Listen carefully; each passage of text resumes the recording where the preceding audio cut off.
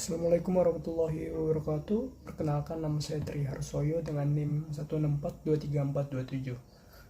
Kali ini saya akan melakukan reaksi video yang berjudul Profesi Insinyur Indonesia di Masa Lampau dan di Masa Mendatang oleh Bapak Tri Haryo, dan saya akan menjelaskan isi dari video itu setelah menonton. Nah, langsung aja kita nonton ya. Nah, untuk videonya ini sendiri ada di YouTube ya. Presentasi yang dibawakan oleh Pak Tri Haryo Indrawan Susilo, Pendidikan Teknik Kimia ITB. Wow, namanya juga mirip dengan saya ya. Apa jangan-jangan saya bakal jadi engineer sukses juga? Amin. Nah, sekarang saya bakal mungkin buat reaksi dalam bentuk time lapse gitu. Videonya dipercepat sambil ngebuat rangkumannya juga.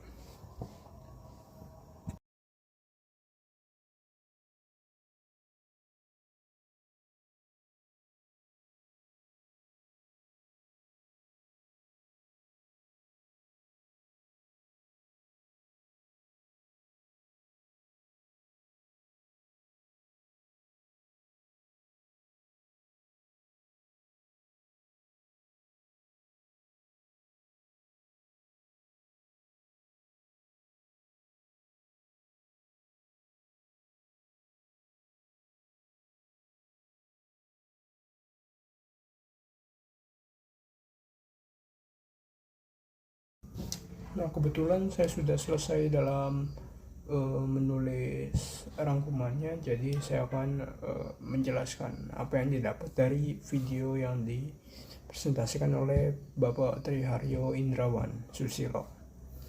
Nah, jadi insinyur, apa sih insinyur itu? Jadi insinyur adalah profesi yang menghasilkan karya keteknikan agar dapat meningkatkan kemasalahan umat manusia. Sebagai contoh, pas 2006 terdapat insinyur Indonesia yang menyambungkan pipa dari Pulau Jawa ke Sumatera untuk mengalirkan gas. Nah, terus juga insinyur ini berperan sebagai detektif investigasi, seperti halnya terjadi pada kasus 2010, yaitu meledaknya tabung LPG 12 kg. Di Indonesia ada 13 ledakan. Nah, insinyur bertugas untuk mencari tahu apa sih penyebab dari meledaknya tabung gas tersebut. Nah, insinyur juga berperan sebagai investigator gitu. Jadi insinyur menyelesaikan masalah dengan cara mencari data dulu dan kemudian diselesaikan. Sebagai contoh, pada kasus 2010 ada ledakan gas LPG 3 kilo dan dengan akhirnya berhasil diselesaikan gitu permasalahannya.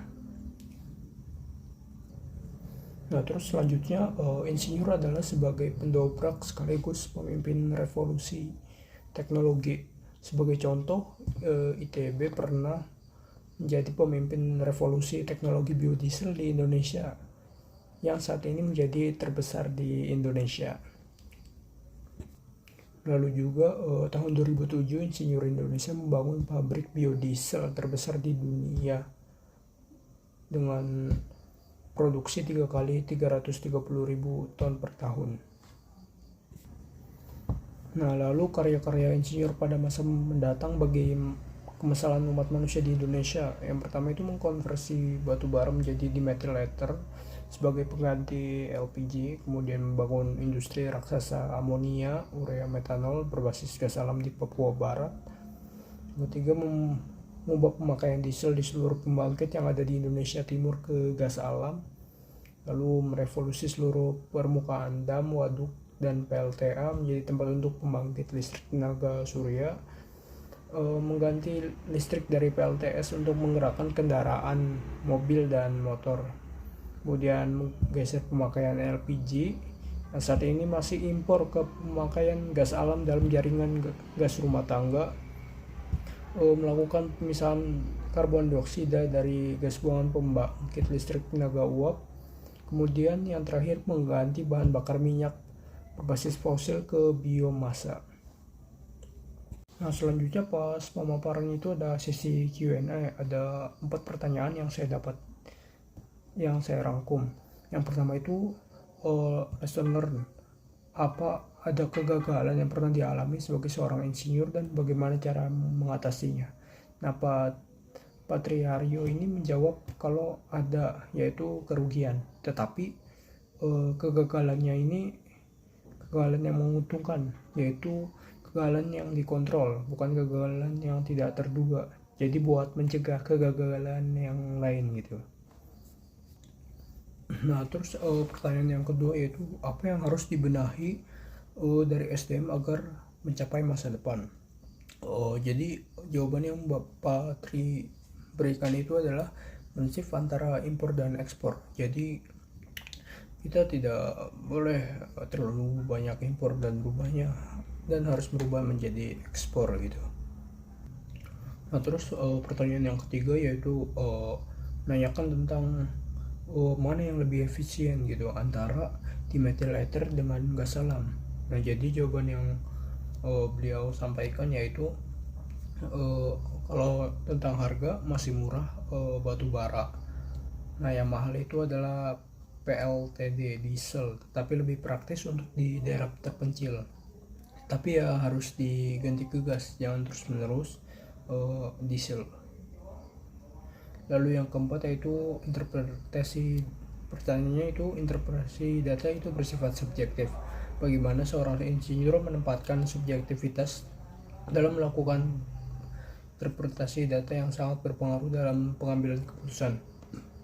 Jadi jawabannya adalah membuka diri kepada seluruh pihak dan mendengarkan masukan dari orang lain.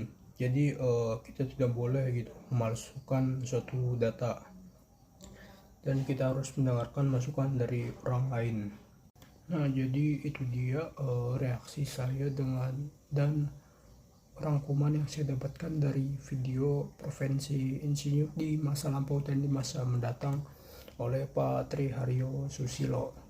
Nah, videonya sendiri seru banget gitu. Karena apa?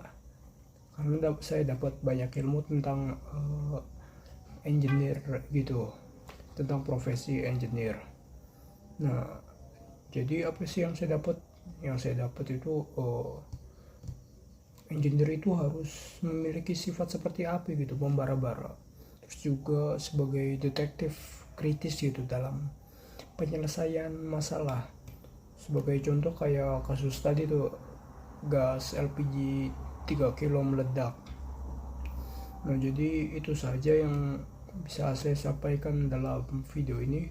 Kurang lebihnya mohon maaf. Saya Triharyo pamit undur diri. Wassalamualaikum warahmatullahi wabarakatuh.